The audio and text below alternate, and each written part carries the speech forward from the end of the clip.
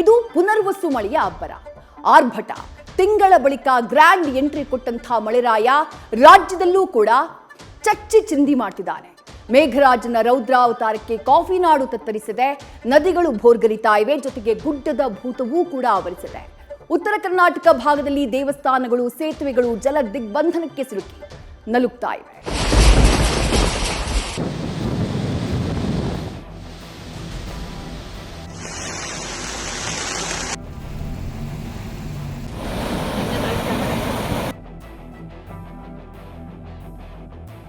ಜಲಲ ಜಲಧಾರೆ, ಹಾಲ್ನೊರೆಯಂತೆ ಉಕ್ಕುತ್ತಿದೆ ನೀರು. ಹರಿಯೋ ನೀರಿಗೆ ಯಾರ ಅಪ್ಪಣೆಯೂ ಬೇಕಿಲ್ಲ. ಬರದಿಂದ ಬರಿದಾಗಿದ್ದ ನದಿಗಳಿಗೆ ಜೀವ ಕಳೆ, ಹರುಷದ ಹೊಳೆ. ಆಳೆತ್ತರ ಅಲೆಗಳಿಂದ ಅಬ್ಬರಿಸ್ತಿದೆ ಸಮುದ್ರ. ಜಲರಾಶಿಯ ಸೊಬಗು ಮನ ತುಂಬಿದೆ.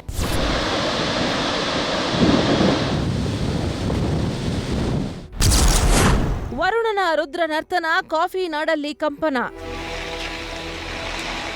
ಹೌದು, ಮಳೆನಾಡಾಗಿ ಬದಲಾಗಿರುವ ಮಲೆನಾಡು ಭಾಗದಲ್ಲಿ ಗಾಳಿ ಮಳೆ ಅಬ್ಬರ ಮುಂದುವರೆದಿದೆ. ಕಳೆದ 24 ಗಂಟೆಗಳಲ್ಲಿ 8 ರಿಂದ 10 ಇಂಚು ಮಳೆಯಾಗಿದ್ದು ಜನ ಹೈರಾಣಾಗಿದ್ದಾರೆ. ಮೂಡಿಗೆರೆ ತಾಲೂಕಿನ ಪ್ರವಾಸಿ ತಾಣ ದೇವರಮನೆಯಲ್ಲಿ 11 ಇಂಚು, ಕೊಟ್ಟಿಗೆಹಾರದಲ್ಲಿ 10 ಇಂಚು ಮಳೆಯಾಗಿದೆ. ಸತತ ಮಳೆಗೆ ಘಟ್ಟ ಪ್ರದೇಶಗಳ ಕೆಳಭಾಗದ ಜನರಿಗೆ ಗುಡ್ಡ ಕುಸಿಯುವ ಭೀತಿ ಎದುರಾಗಿದೆ.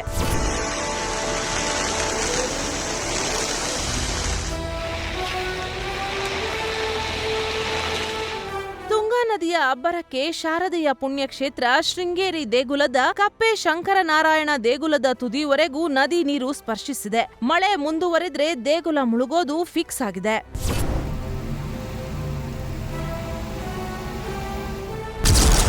ಕುಸಿಯುತ್ತಿರುವ ಮಣ್ಣು, ಮನೆಯಲ್ಲಿ ಆತಂಕ. ಗ್ರಾಮದ ಒಂದು ಇಂದಿರಮ್ಮ ಅವರ ಮನೆಯ ಪಕ್ಕದಲ್ಲೇ ಏನಂದ್ರೆ ಒಂದು ದರೆ ಕುಸಿತ ಆಗಿರುವಂಥದ್ದು. ಆ ಕುಸಿತದಿಂದಾಗಿ ಏನಂದ್ರೆ ಇಂದಿರಮ್ಮ ಅವರು ಒಂದು ಆತಂಕಕ್ಕೆ ಒಳಗಾಗಿರುವಂಥದ್ದು. ಇರುವ ಒಂದು ಮನೆಯನ್ನು ಎಲ್ಲಿ ಕಳ್ಕೊಂಡು ಬಿಡ್ತೀವಿ ಅನ್ನೋ ಒಂದು ಆತಂಕದಲ್ಲಿ ಈಗ ಇರುವಂಥದ್ದು. ಇತ್ತ ಮೂಡಿಗೆರೆ ತಾಲೂಕಿನಲ್ಲಿ ಕಳೆದ 3 ದಿನಗಳಲ್ಲಿ 25 ಇಂಚಿಗೂ ಹೆಚ್ಚು ಮಳೆಯಾಗಿದೆ. ದೇವನಗೂಲ್ ಗ್ರಾಮದಲ್ಲಿ ಮನೆ ಪಕ್ಕದ ದರೆ ಕುಸಿತ ಆಗ್ತಿದ್ದು ಗ್ರಾಮದ ಇಂದಿರಮ್ಮ ಎಂಬುವವರ ಕುಟುಂಬ ಆತಂಕದಲ್ಲೇ ಕಾಲ ಕಳೆಯುತ್ತಿದೆ.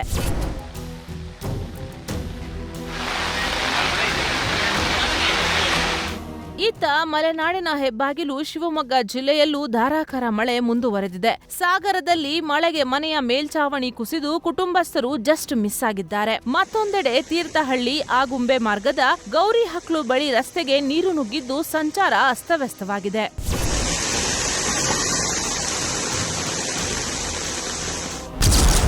ಕೊಡಗಿನಲ್ಲಿ ಮಳೆ, ಸಂಪರ್ಕ ಸೇತುವೆ ಜಲಾವೃತ.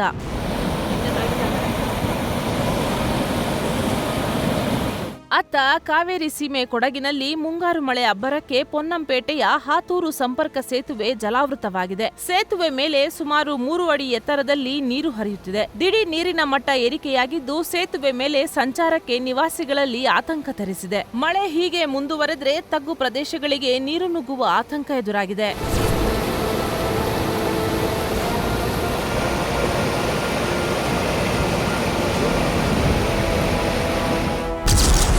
ದೋಣಿಗಾಲ್ ಬಳಿಯ ಹೆದ್ದಾರಿಯಲ್ಲಿ ಮಣ್ಣು ಕುಸಿತ. ಇತ್ತ ಹಾಸನ ಜಿಲ್ಲೆ ಸಕಲೇಶಪುರ ತಾಲೂಕಿನಲ್ಲಿ ವರ್ಷಧಾರೆ ತಲ್ಲಣಿಸಿದೆ. ಘಟ್ಟ ಪ್ರದೇಶ ದೋಣಿಗಾಲ್ ಬಳಿಯ NH75 ಹೆದ್ದಾರಿ ಬದಿ ಮಣ್ಣು ಕುಸಿತ ಆಗಿದೆ. ಜೆಸಿಬಿ ಮೂಲಕ ಮಣ್ಣು ತೆರವು ಕಾರ್ಯಾಚರಣೆ ನಡೆದಿದೆ.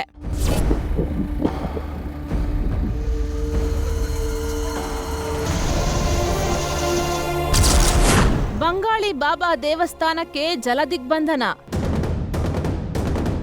ಇನ್ನು ಕುಂದಾನಗರಿ ಚಿಕ್ಕೋಡಿಯಲ್ಲಿ ಮಹಾಮಳೆ ಅಬ್ಬರಕ್ಕೆ ಕೊನೆಯಿಲ್ಲ. ನಿಪ್ಪಾಣಿ ತಾಲೂಕಿನ ಕರದಗ ಗ್ರಾಮದಲ್ಲಿ ದೂದ್ಗಂಗಾ ನದಿ ಅಬ್ಬರಕ್ಕೆ ಬಂಗಾಳಿ ಬಾಬಾ ದೇವಸ್ಥಾನ ಜಲದಿಗ್ಬಂಧನಕ್ಕೊಳಪಟ್ಟಿದೆ. ಸದ್ಯ ಮಂದಿರದಲ್ಲಿ ಪೂಜಾ ಕೈಂಕರ್ಯಗಳಿಗೆ ವಿರಾಮ ಹೇಳಿದ್ರೂ ಭಕ್ತರು ಬರ್ತಾ ಇದ್ದಾರೆ. ನದಿಗೆ ಇಳಿಯದಂತೆ ಜಿಲ್ಲಾಡಳಿತ ಸೂಚನೆ ನೀಡಿದ್ದರೂ ನಿರ್ಲಕ್ಷ್ಯ ಮುಂದುವರೆದಿದೆ.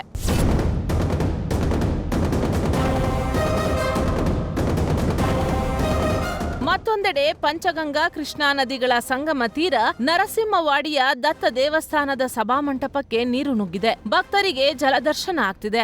2 ಅಡಿ ನೀರು ಹೆಚ್ಚಿದ್ರೆ ದೇಗುಲ ಸಂಪೂರ್ಣ ಜಲಾಶಾಹಿಯಾಗಲಿದೆ.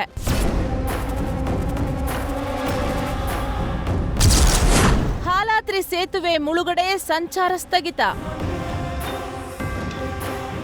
ಮಹಾ ಮಳೆಯಿಂದ ಮಲಪ್ರಭೆಗೆ ನವಶಕ್ತಿ ವೈಭವ ತುಂಬಿದೆ. ಪರಿಣಾಮ ಖಾನಾಪುರ ಬಳಿ ಇರೋ ಹಾಲಾತ್ರಿ ಸೇತುವೆ ಮುಳುಗಿದೆ. 13 ಗ್ರಾಮಗಳಿಗೆ ಸಂಪರ್ಕ ಕಡಿತವಾಗಿದೆ. ಜನ ಬಾರದಂತೆ ಸೇತುವೆ ಬಳಿ ಬ್ಯಾರಿಕೇಡ್ ಹಾಕಿ ಪೊಲೀಸರು ಬಂದೋಬಸ್ತ್ ಮಾಡಿದ್ದಾರೆ.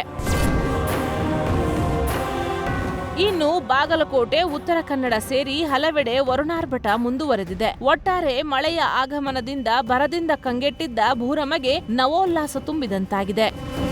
News first bureau.